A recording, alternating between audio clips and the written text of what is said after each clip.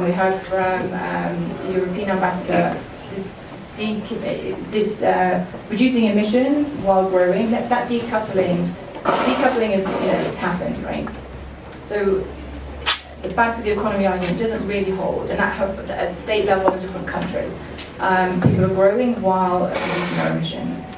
Two, the rest of the world are laughing at the US, in particular China. You have been looking at China. How is the fight against climate change going on in China? How is the sort of US-China, the escalation, let's say, in US-China political tension, how is that impacting the fight against climate change? Let's leave it there before we talk about China and the rest of the world, China and Europe. Thanks, Claire, and congratulations on this great event. So just to start with some basic facts, last year greenhouse gas emissions from China were greater than emissions from the US and Europe combined. Okay. Now, annual emissions are not the only way to think about contributions to global warming. Carbon dioxide, the most important greenhouse gas, stays in the atmosphere for decades or even hundreds of years after it's emitted. So another metric people use is sometimes looking at contributions since the beginning of the Industrial Revolution. If you use that as a metric, China's contributed about half as much as the United States over a couple of hundred years. But emissions in China are so big that if current trends continued, China would catch up in a couple of decades, even on a cumulative basis from the United States. Lots of different metrics you can use, but I think there's one fact that is central, which is there is no solution to climate change without China.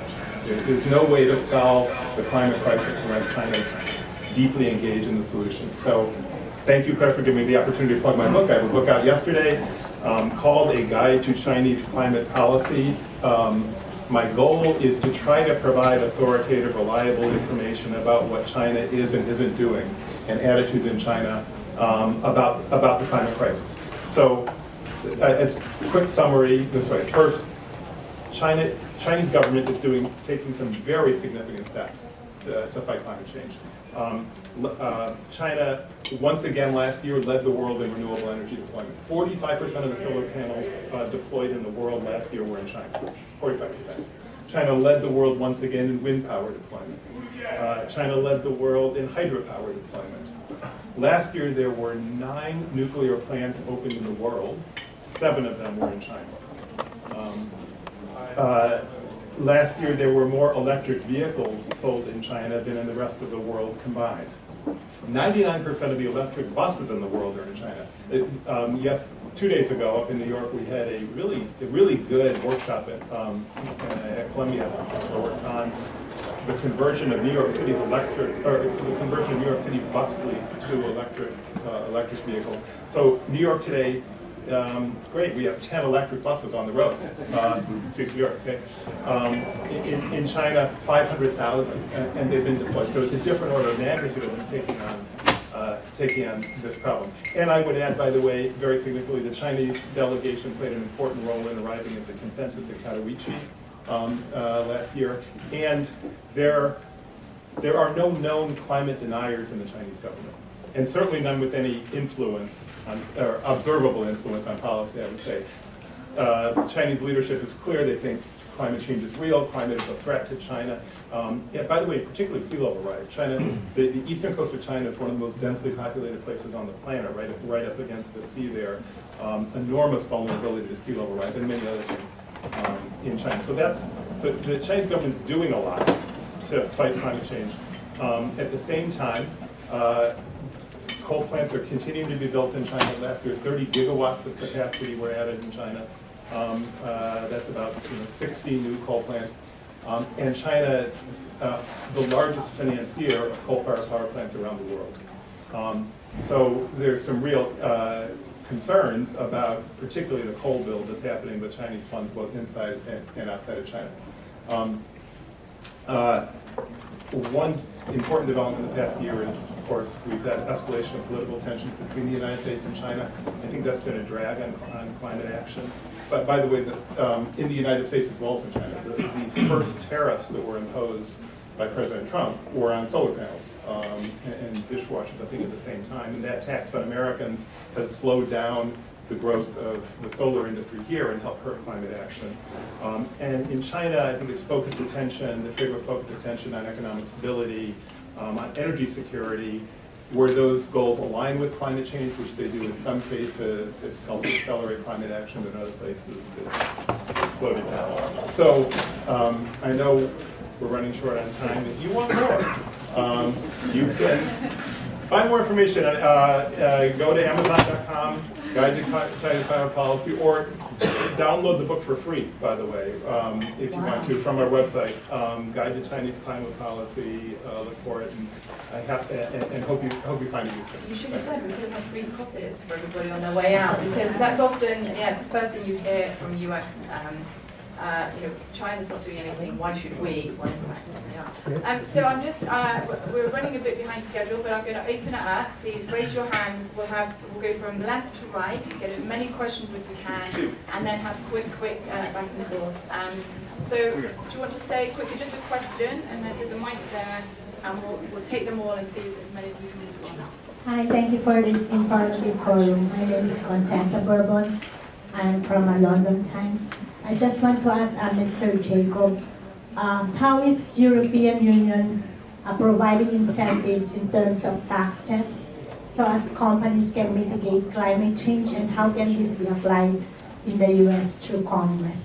Excellent, okay. And also Jake could talk to you afterwards as well. Any more? I'm looking across the room. Yes. There's a mic to stand. Yeah. Maybe commenting on this last question, how financial instruments are helpful. I work for the European Investment Bank. Maybe we can advance a little bit on how the Commission budget helps to leverage investments too. Okay, looking across the room here, gentleman here. Good morning, my name is Lawrence Jones Ramirez of Electric Institute. I work with about 70 electric companies in 90 countries around the world. My question is a bit broader. As I look at this map and I see transatlantic, I see Africa, I see Brazil, South America. And my question both for Jacob and others in the panel is, as we talk about climate neutrality in the context for 2050, the world is going to look fundamentally different in terms of population, where Africa and Latin America is going to be dominating. And a lot of the debates I hear doesn't seem to factor in what happens to those two regions. So, yes, and how does that fit into the EU broader strategy from a transatlantic US perspective? That's a good question. Okay, looking across, any other quick questions? I think our panelists will be sort of hanging around afterwards as well. Any? No? Okay, right. So, Jake, I think they're all for you. But should we have any thoughts or comments before we wrap it up? Thanks. Well, it was interesting to hear Senator Whitehouse when he was sort of spelling out in broad brush strokes what he saw federal legislation having to deliver. It was a combination of taxes and border adjustments, as well as ensuring that those taxes were revenue neutral. In the EU, we haven't focused on taxes as our primary fiscal instrument for climate change for a variety of reasons, including that the EU as a whole has very limited competence when it comes to taxation. Instead, we've used a cap and trade system which achieves many of the same impacts in terms of putting a price on carbon, but also generating a revenue stream through the auctioning of those units. You will also heard in the political guidance coming from the incoming presidency that we're also reflecting on whether or not, as part of the incentives that we would need to use to encourage other countries to follow suit, that a carbon border tax might also be something that the EU would have to contemplate. But it's the cap and trade system that is our main way of putting in place a cost on carbon. In terms of the tools that the EU uses within its own budgets to incentivize more action on climate, we've had for a while now a mainstream target within our EU budget. So that's the roughly €1 trillion over 7 years that the Commission spends as an entity, from everything from supporting the common agricultural policy to development cooperation. That mainstreaming target is one of the main ways in which we ensure that those money, our revenues are flowing towards climate projects. We also see European banks and actually other development banks including similar kinds of targets within their portfolios, making sure that they're investing more and more on climate policy. I can't go into as much detail as I'd like on how the EU is working with Africa and Latin America. Both of our areas of development cooperation in those continents has a very, very strong climate focus, both on mitigation, but also very important on adaptation, helping communities prepare for the impacts of climate change. And both have a very strong renewables dimension. I'm happy to follow up. I think that warrants its own panel discussion. So note to the EU delegation, let's do that on the next time. Okay, so without further ado, Dave, do you want to come with a final comment, and then I'm going to hand over to Heather. I was going to close with a story, a quick story. I had a student who had never been out of China about a year ago, and she after about a week in New York, I asked her, talked with her, I said, so what's your impression? What's it like, being here in New York City?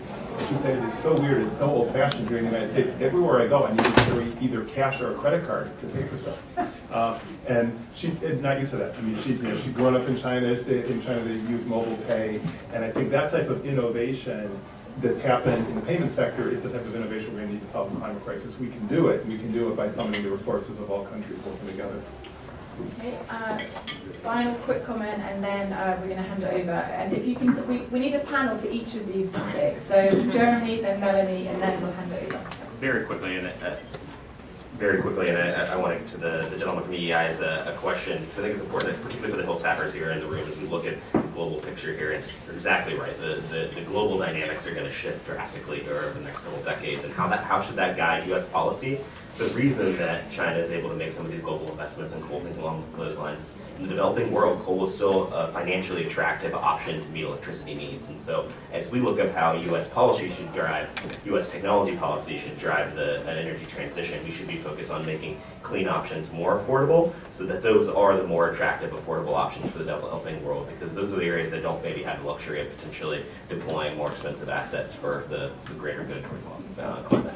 I think the future's going to look a lot different than the past. Melanie. And I would just highlight, it's really important to take a look at where the economic returns are coming from in this space. So Senator Whitehouse started with making it politically unacceptable to not be forward-leaning on climate. I think it's also important to focus in on how it's economically unacceptable not to be. And so it's really important to look at where there's still a concern in some corners where it's seeming like this is not an economic imperative or that it's economically feasible. But in fact, what we're seeing is significant returns already happening when it comes to investing in climate solutions. But you're not a lot of conversation around that. So to your panel conversations, I think a success panel about where we're seeing important returns from private capital markets and climate solutions will encourage banks like EIB and others to actually proactively be investing into this thematic, into funds and otherwise. Okay, so that's a good note to end on, because oftentimes the cost of action is not compared to the cost of inaction, and we haven't talked about the risks and the resilience and the shocks to the economic system. That will be the next panel. Okay, so without further ado, I'm going to say thank you to our panelists, and hopefully please do continue the conversation today and in the future. I'm going to hand over to Heather to talk more about how these global dynamics can and will change the political dynamics. Heather.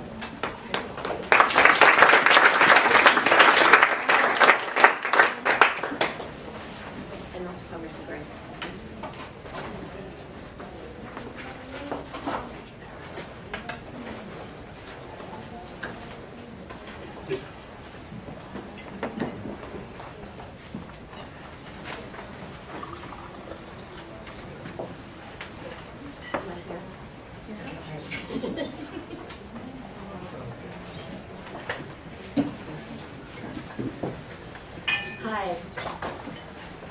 Hi, I'm Heather Reams. I'm the Executive Director of Citizens for Responsible Energy Solutions. My organization, if you're not familiar with it, helps engage policymakers, and particularly Republicans, talk about clean energy, reducing emissions, carbon, greenhouse gases, other greenhouse gases, and have a productive dialogue. It's exploding in terms of the dialogue that's happening on both sides of the aisle. And what we really see is the political system breaking down so that we're having good, productive conversations. So we now have a House committee that addresses the climate crisis that was established this last Congress, and then that is ranking member Congressman Graves. And I'll ask him to come up.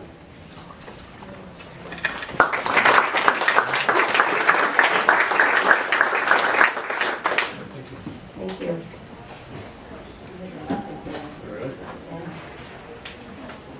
Great. Congressman, so you're from Louisiana, which is an oil and gas state. So let's just get that out there, right? So looking at that balance, you're also now the ranking member on a committee that addresses climate. You talk about the importance of innovation in the United States and for leading and reducing global emissions. That innovation is a critical part of that. We've been talking about here this morning. Can you talk a little bit more about the innovation piece, why the success, how is the U.S. driving, actually reducing emissions right now where we are, and then how do we continue to lead in that area? Sure.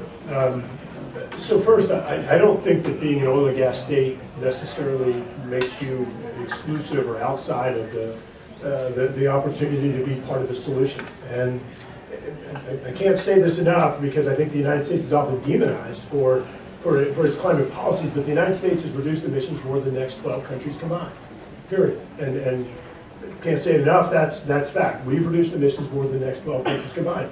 So when you start looking at how we've done that largely by migration to natural gas and through using innovation and emissions reduction strategies that have yield much lower emissions. So when you start looking at opportunities for us to move forward, not just in the United States, but globally, I think that you have to look at what opportunities, and look, we can all sit here and say, you know what, we're going to go no emissions starting in 2020, 2030, insert year.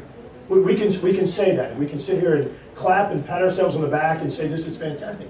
The reality is, if you try to move that aggressively, all you're going to do is you're going to move your environmental programs from one place to another. And for example, you look at where we're mining strategic minerals, you look at the mining associated with energy storage technologies, you look at the grid changes that would need to occur, you are moving environmental problems from one place to another.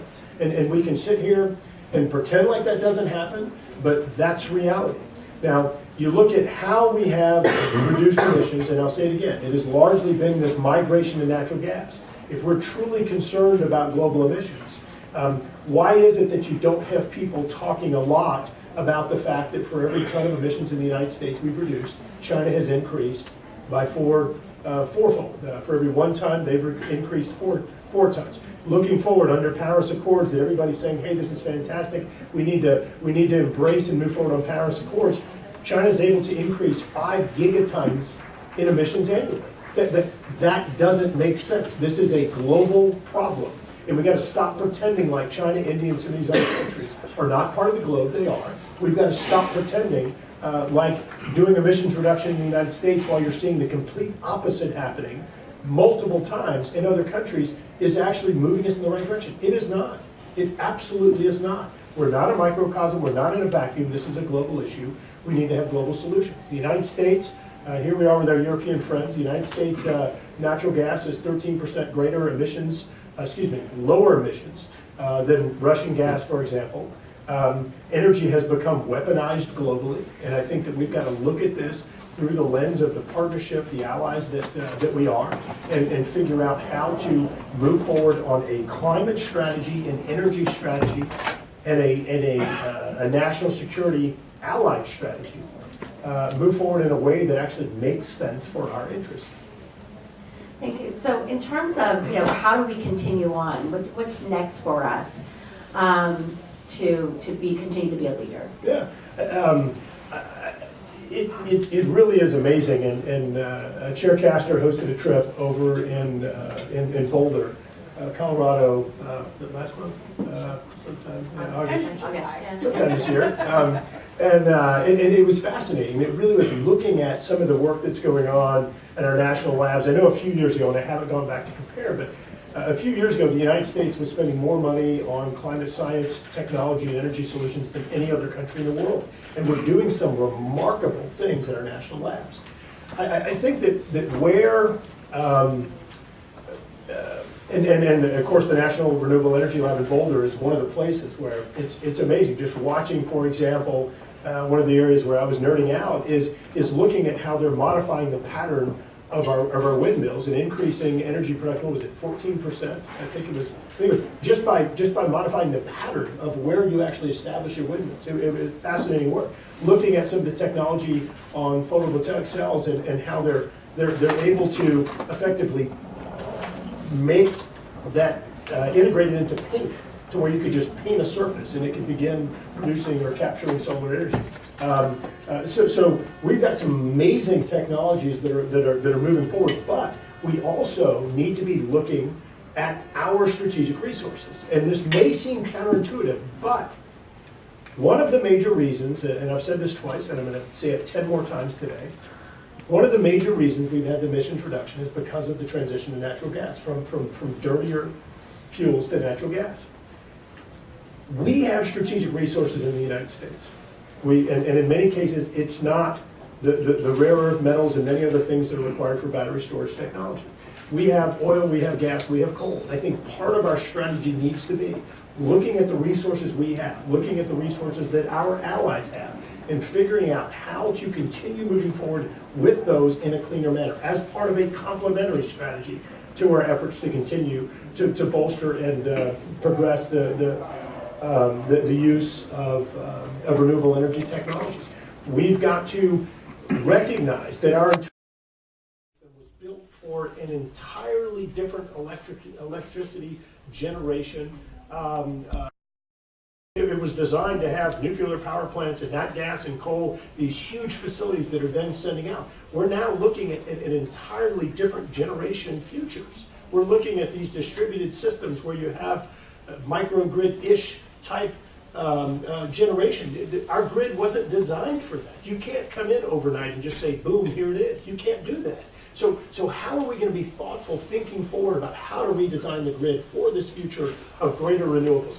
How are we going to redesign our grid, recognizing that we're going to be looking at tripling or greater demand for electricity as we move toward electric cars and other technologies? And so, look, I am very concerned that this has become somewhat of an emotional issue, an emotional topic, as opposed to folks actually grounding these solutions in science, in technology. There's a camera, so I want to be careful. We had a fascinating meeting with Bill Gates, and I don't want to get caught quoting Bill Gates, but I'll just say that I think that there were a number of people in the meeting. That were expecting Bill Gates, and look, the guy's pretty accomplished. I'd say he knows a few things about technology. There were a number of people in the meeting that were expecting Bill Gates to just go hard left and aggressive direction on climate, and he actually had these very, very practical and rational thoughts about how we've got to move forward in a deliberate manner, basing it on technology, being very thoughtful about the cumulative environmental impacts. And I couldn't agree more with what he had to say in the meeting, and I'm just concerned that as we allow this to become an emotional and an overtly partisan issue, we are going to be moving in dangerous directions that are not grounded in technology and feasibility, and could actually result in greater environmental damages. And yes, you can say, oh, he's from an oil and gas state, he's biased. Let me give you examples. California has increased its dependence upon Saudi Arabian oil, importing more oil. We saw what happened up in the Northeast as they tried to say, oh, we're going to migrate aggressively to a renewable energy strategy. They burned more home heating oil, greater emissions, they imported natural gas from Russia. Like, this doesn't make sense. We've got to move forward in a grounded, rational strategy and stop allowing this to continue to be an emotional issue. So you're talking about the emotional issue, the scientific piece, the technological piece. How about the economic piece? I think it's important to look at. I mean, that was something that the president did address when he did withdraw from Paris, or announced he would withdraw from Paris. How do we balance that? So economic piece, and many of you aren't going to want to hear this. I support the president's decision to withdraw from Paris, but let me be clear why. I support the targets the United States set. I do not support the United States being a party to an agreement where we're saying, yes, China, you can increase your emissions by 5 gigatons annually through 2030. I don't want to be a party to that. I don't want to confirm, affirm, agree with that. I think that's awful. And so I do think that the president is right that as he moves forward, and a big part of his agenda has been leveling the playing field of the United States globally. And so this is part of that, potentially. If we move forward in a way too aggressively, not grounded in technology, we could be establishing competitive advantages for other countries. And so I think it does need to be a consideration. Further, as we move forward, and look, we can look back historically. As the United States we have been with our European partners, we have been these world innovators developing these new technologies. And what happens? This stuff gets stolen, gets pirated by China. It ends up, they are the ones who economically benefit. Yes, we may have a period of time where we do, but they're the ones who economically benefit. And so we've got to be thoughtful and careful about how we move forward and ensure, people talk about green jobs. That's great. That's great. I'd love to see green jobs. We've lost 1/3 of the oil and gas jobs in my home state. I'd love to see that replaced with green jobs, but not for a year or 2 years until China steals the technology, develops manufacturing facilities, and then they get the jobs. How do we work together to ensure that we're protecting our IP? How do we ensure that Europe and the United States are the countries that are the exporters of this innovation? And because I'll tell you, if we move forward in a strategy that is not thoughtful and deliberate, all we're going to be doing is transitioning jobs from our countries to theirs.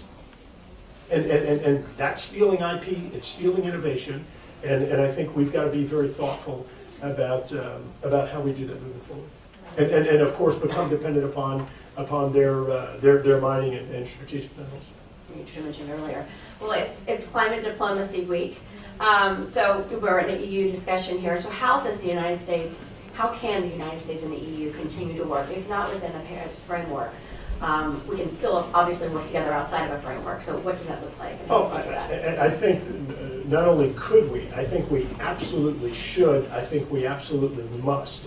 And I think that the first thing we've got to do, as I mentioned earlier, is recognizing that this is truly a global problem. And for us to pretend as though China and some of these other countries are developing nations and deserve some type of special status, I think it's flawed. And it does not advance our global objectives of reducing emissions. We are on a trajectory to continue increasing emissions. It's not the right direction.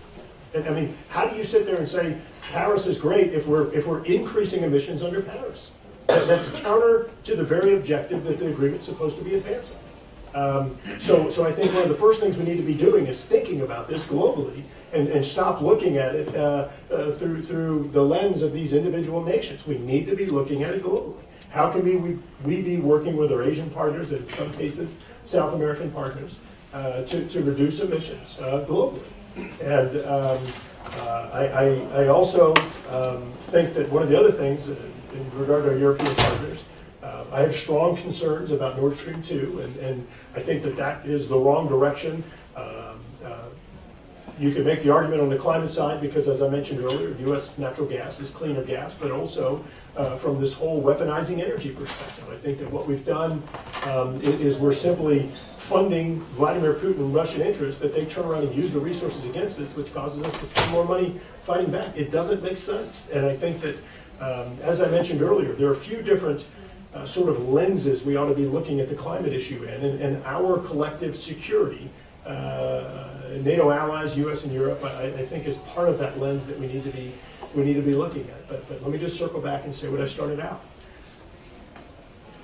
Anytime you address a problem, and you're looking at how you're going to move forward on implementation or execution, one of the first things you do is, where do you get the best return on investment? Where do you get find the low-hanging fruit and address those issues that are going to give you the greatest impact? And when you apply that here, any of you have ever moved forward on implementation or execution, when you apply that here, the area where you have the greatest problem, the best opportunity, is what we're seeing right now happening in China. That's where the greatest opportunity is.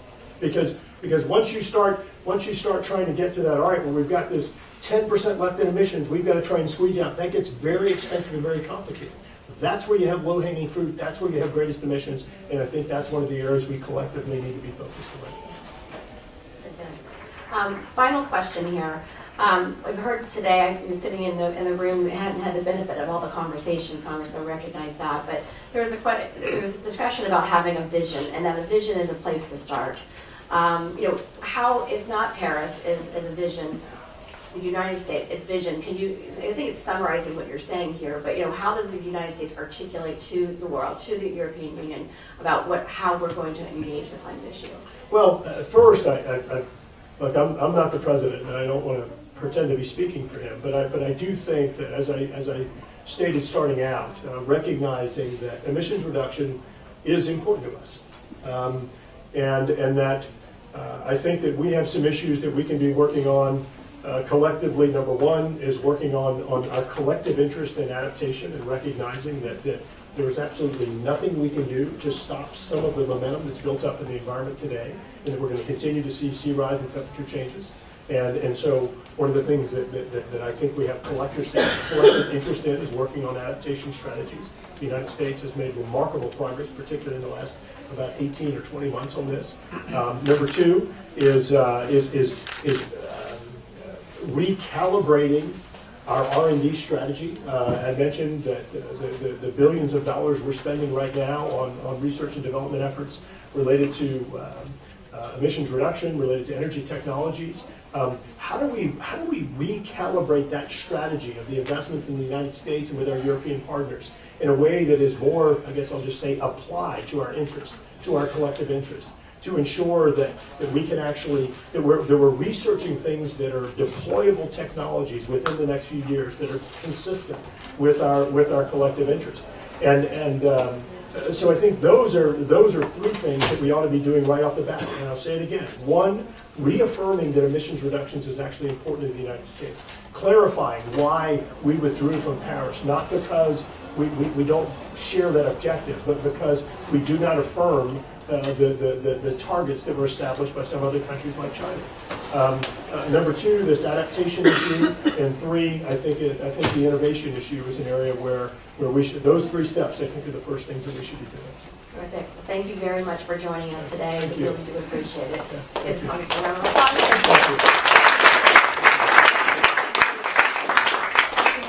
Thank you for your leadership on this. So I think we've kept you, 5 or 10 minutes longer than we said.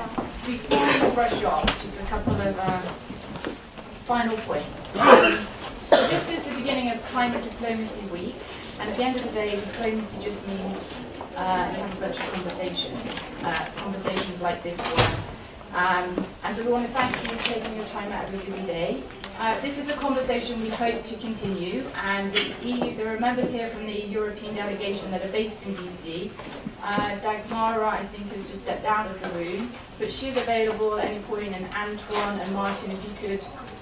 Here's Dagmara, who in future, she's in DC, so if at any point you want to continue the conversation, she's here, as are we. And Senator Whitehouse started the conversation earlier by saying, like, we all have busy days and it's a busy week, particularly around climate change. But he said the building we are in is a critical fulcrum in the global fight against climate change. So I just want to sort of pause for a second and just dwell on that. The conversations you have, I think, really matter. And if the Chamber of Commerce don't come and mention this, you could. You could put it in your speaking notes. If you need facts or figures, we've got them. Because I think what you do can really help change perceptions and the sense of what's possible, if only out of prudence or precautionary principle. The fact of the matter is, like next week with the Secretary General Summit and putting climate way up on the political calendar, I think the 4 biggest emitters of greenhouse gases in the world, China, India, and the European Union, I have to say, and also the US, are showing up next week with, I think, warm words, but they don't have the plans up to the task as requisite. We can talk about climate neutrality. I know people are working on it, Jake, thank you, but we're not where we need to be. And I think we have 18 months, I think we have to use next week as a springboard and landing it at the COP26 in Glasgow next year to sort of really decisively decide which way we're going to go on this. The politics it's changing quickly, but we need them to change a bit more quickly, as you heard, it's a political gap. And there is a gap, and how we're going to close that gap. And I think the people are taking to the streets tomorrow because I think they realise there is no security or prosperity unless we act now. Nowhere, not in the US, not anywhere. So I think changing perceptions of what's in the national interest, I think that's ultimately going to come from the calls for ambition, sort of from the streets and in boardrooms, from shop floors and trading floors, and I think city halls, and I do think these halls, I think the conversations you have in these halls, I think really matter and sort of open up what is possible, and to achieving pathways, turning them into plans, and evidence that we are rewiring our economies to take those particles of greenhouse gases out of our atmosphere. So thank you very much. Do also come to our reception this evening to continue the conversation if you haven't already signed up. There is a reception, not a panel discussion, where we're paying tribute to all the work of people that are doing climate diplomacy. So if you haven't already, please do sign up and we'll see you later. Thank you for coming.